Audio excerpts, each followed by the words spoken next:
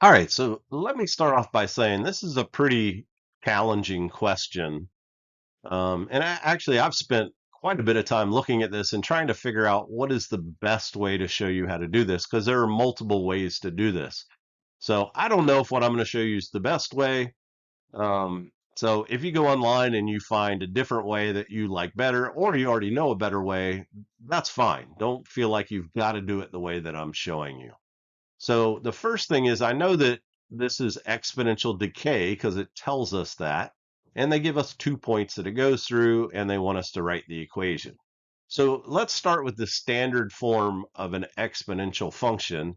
And so the standard form looks like y equals a times b to the x power. And so we need to find out what the values of A and B are. Well, since we have two values we need to find, that means we're going to need a system of equations to do that. So we're going to need we got two variables, we're going to need two equations.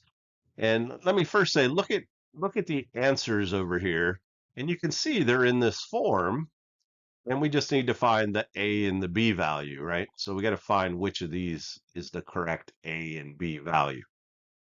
So how am I going to write those two equations? Well, what I'm going to do is I have two xy values here, right? And so one equation, I'm going to take the first point, 125, and I'm going to plug that in for x and y. So I'm going to plug in 1 for x, I'm going to plug in 25 for y, and that'll give me one equation. Then I'm going to do the same thing with the other point. Okay, so let's see what we get when we do that.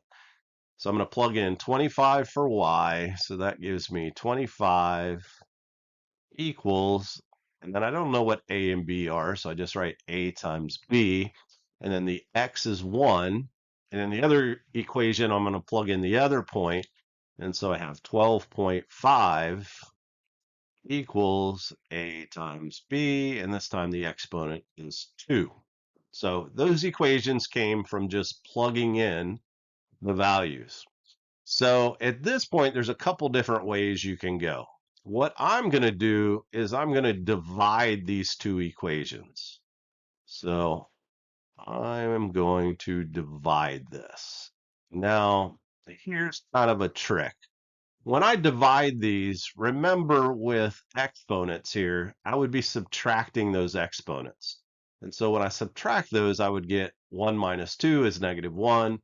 And I don't really want to deal with negative exponents, so I'm going to divide this the other way. So just imagine that this was flipped over, or I guess I won't be lazy and I'll write it out the other way. So I'm going to write 12.5 equals a times b to the second, and then I'm going to divide that by 25 equals a times b to the first. All right. And again, the reason I did that is because when I divide these, I don't want to end up with negative exponents. So let's divide this and see what we end up with. So 12.5 divided by 25 is equal to 0.5. And then a divided by a, that's just 1. Anything divided by itself is 1. So that I don't need to write the 1. It's just going to go away. And then for the b's, remember you subtract the exponent. So that's 2 minus 1 is 1. So that's just b to the first, or b. All right. So what I'm doing here is kind of like elimination. So when I divided these, remember when you're solving systems, you can use substitution or elimination. So when I divided these, I eliminated one of the variables. That's why I say this is like elimination.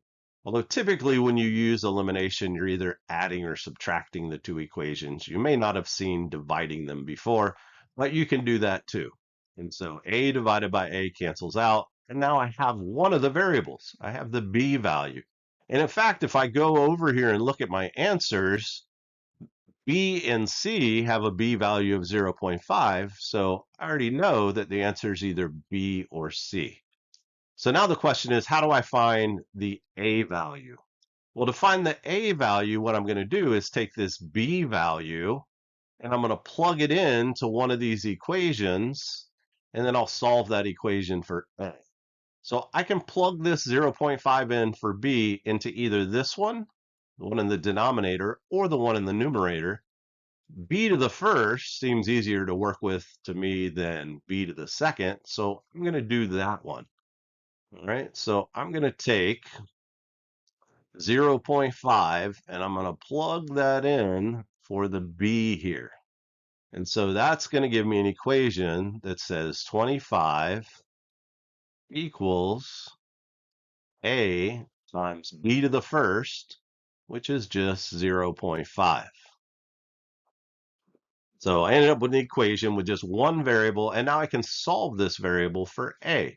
So I have A times 0.5. That's a terrible A. Sorry, that's not much better.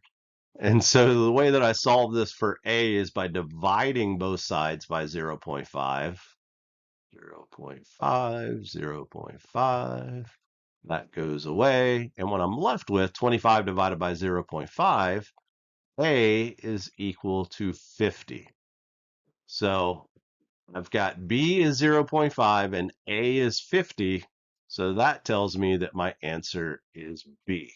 Because again, this is the A value here, and this is the B value. All right, so I don't know if I chose the easiest way to do this, but hopefully that helped. And if you want to check out some other ways, do some Google searches on solving or writing an exponential function given 2 points. And you'll find some other methods that you can use if you think something else might be easier. But I hope that helped you out.